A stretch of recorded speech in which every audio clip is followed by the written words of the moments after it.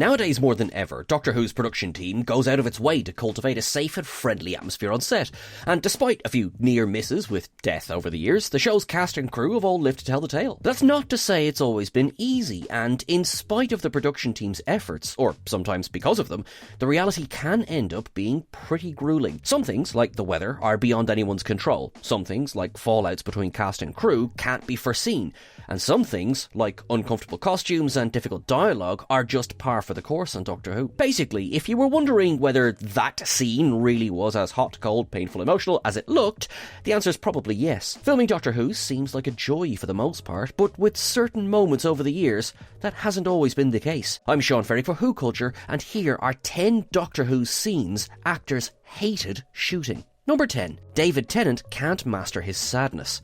It's tempting to assume that, in emotional scenes, actors are just acting. And of course, fundamentally, they are. But sometimes these scenes can take just as much of a toll on the performers as it does for their characters. Following his defeat in the Season 3 finale, Last of the Time Lords, the Master is shot dead by his wife Lucy, and out of spite refuses to regenerate. We see the Doctor plead with him to change his mind before cradling his lifeless body in his arms. It's one of the best Doctor-Master moments ever, giving us a fascinating insight into their long and complex relationship. They're mortal enemies, but as the last of their species, they both need each other. So the 10th Doctor's reaction here feels utterly heartbreakingly authentic. And according to David Tennant, it was also a pretty taxing scene to shoot. It was tough, this scene, he remarked on the episode's DVD commentary, adding that he never felt he quite got it, and that the whole ordeal left him feeling quite depressed. Despite this initial disappointment, Tennant was, on the whole, pleased with how the scene came out, so the heartache was worth it. Number 9. Lanzerati Is No Holiday for Hermione Norris.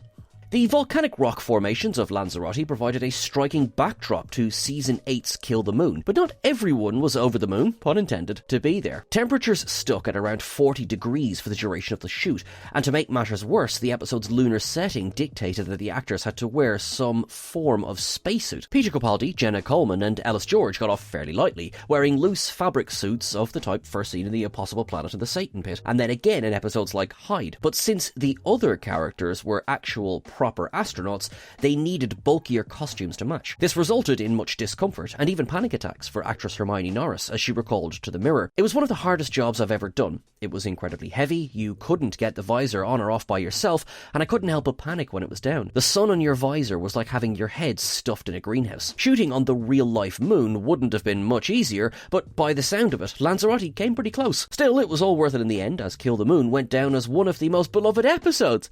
Nah, I'm kidding you, everyone hated it. All that for nothing. Number 8. Louise Jamesons' contact lenses.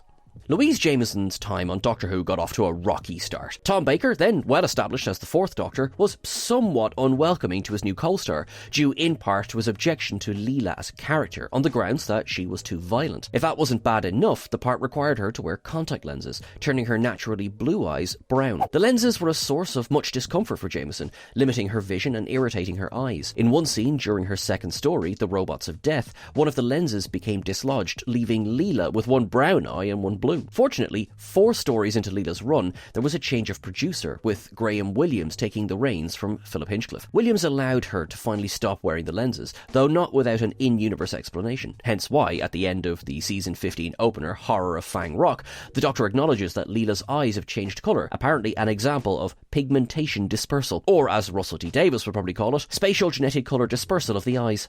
Number 7. Simon Pegg and the Jagret Gibbers. It's just a matter of emphasis, the editor tells the 9th Doctor and Rose in The Long Game. The right word and the right broadcast, repeated often enough, can destabilise an economy, invent an enemy, change a vote, or it can cause an actor to struggle with their lines. That was the case for actor Simon Pegg, who had real problems with one particular phrase. As you can probably guess what it was, deep breaths now. The mighty Jagret of the holy Hadrojasic Maxarodenvo. I got it in the first go. And again. The mighty Jagret of the holy Hadrasic Well, listen, I tried to push it too far. Good lord, no wonder he had trouble. Pegg only had to speak the name of his character's boss once, but as shown on Doctor Who Confidential, even this seemingly simple task required multiple takes. I was getting really tense, he recalled. I could feel everyone going, "Come on, Simon, come on, you can do it this time." In the end, of course, he did manage to spit it out in full, receiving a rapturous round of applause from the cast and crew, but only after lots of fumbled attempts.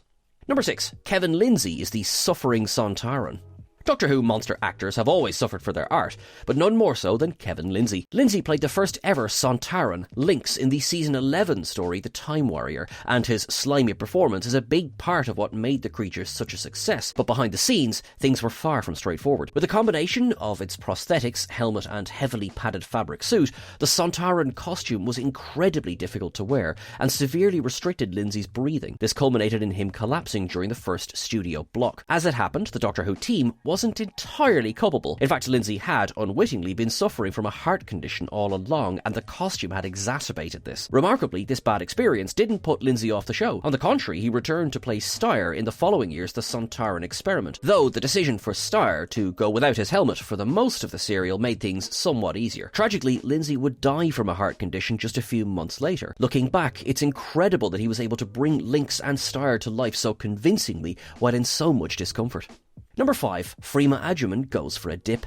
Life as a Doctor Who companion is rarely glamorous, but when Frima Aiman returned as Martha Jones in Series 4, she was, quite literally, thrown in at the deep end. First, there was the scene of Martha getting cloned in the Sontaran stratagem, for which Aiman had to submerge herself in a vat of gross green gloop. As you'd imagine, it was far from a pleasant experience. It was tepid and it was very slimy, she recalled to Doctor Who Confidential. As I went under and came up, I breathed in and out at the wrong time, and it was all going up my nose, and in that particular scene where I'm sitting up, I'm just swallowing profusely because I thought I was going to gag. Nevertheless, Aiman was able to hold it together well enough for the sequence to be completed in one take, but this wasn't the end of her ordeal. The following story, The Doctor's Daughter, once again required her to get immersed, this time in a quagmire on the planet Messaline, in reality a coal mine west of Cardiff. On this occasion, she was at least allowed to wear a wetsuit. No wonder Martha declined the Doctor's offer of more TARDIS trips.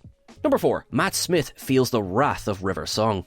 In The Impossible Astronaut, we see an astronaut, eventually revealed to be River Song, kill the Doctor, but this fate was nothing compared to the pain that River inflicted on the Doctor just a few scenes later. Having just watched the Doctor die, only for him to reappear seemingly alive, all Amy and Rory can do is watch on in shock. River, on the other hand, takes a more no-nonsense approach, greeting her husband with a slap in the mug. The way the slap was shot, and the Doctor's reaction captured front on in close-up, made it impossible to fake, and because multiple takes were required, it had to be staged multiple times. A far from enjoyable experience for Mr. Matt Smith. We had to do it so many times that he was starting to get really red cheeked, Alex Kingston told Doctor Who Confidential, and I could see him starting to get cross with me as well. I felt so bad. But at the same time, I just thought, well, I've got to do it again, I'm sorry. It wasn't the first time the Doctor had been slapped. There are some good YouTube compilations for anyone wondering, and it certainly wouldn't be the last. But thankfully for the recipients, this unexpected trend seems to have died off in recent years, barring the 14th Doctor's run-in with a particularly angry Sylvia Noble.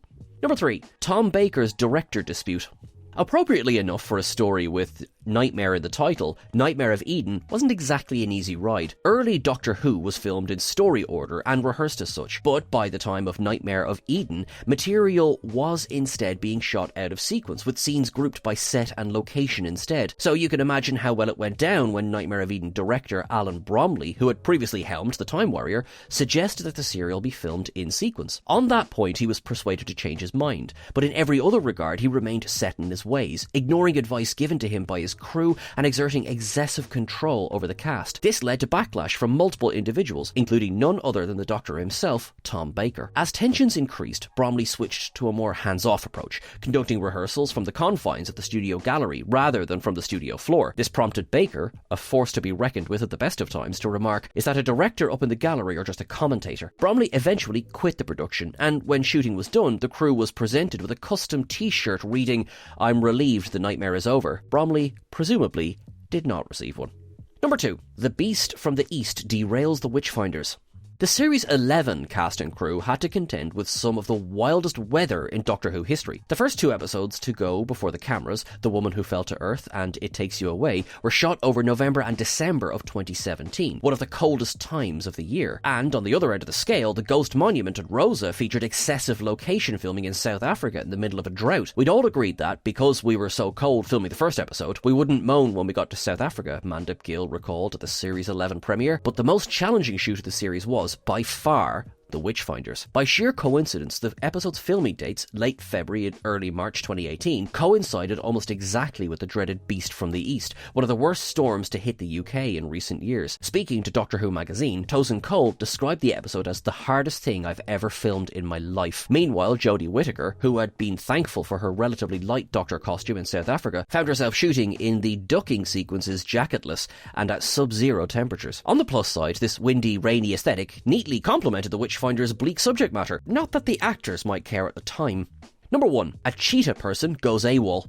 Survival, the final serial of Classic Who, has a title with many meanings. It evokes the idea of survival of the fittest, a key theme throughout the story. It also, rather neatly, alludes to the show's own struggle to keep it going, though by accident rather than by design. And given that the serial was shot at the height of summer, in temperatures of up to 43 degrees Celsius, which officially makes it hotter than Lanzerati or the moon, survival also serves as an apt description of the serial's production. The story was filmed entirely on location, with Warmwell Quarry, since described by Sylvester McCoy as the deserts of Dorset, standing in for the Cheetah world. It was just like doing a spaghetti western, McCoy recalled. It was an incredibly hot, and all these girls, playing cheetah people, had to be dressed up in cat suits and all this fur stuff. It was just too hot for them. Most of the cast and crew persevered, but for one cheetah person actor, it was all too much. According to McCoy, she suddenly freaked out and ripped all of her clothes off and was last seen running for the train. And to be honest, who can blame her?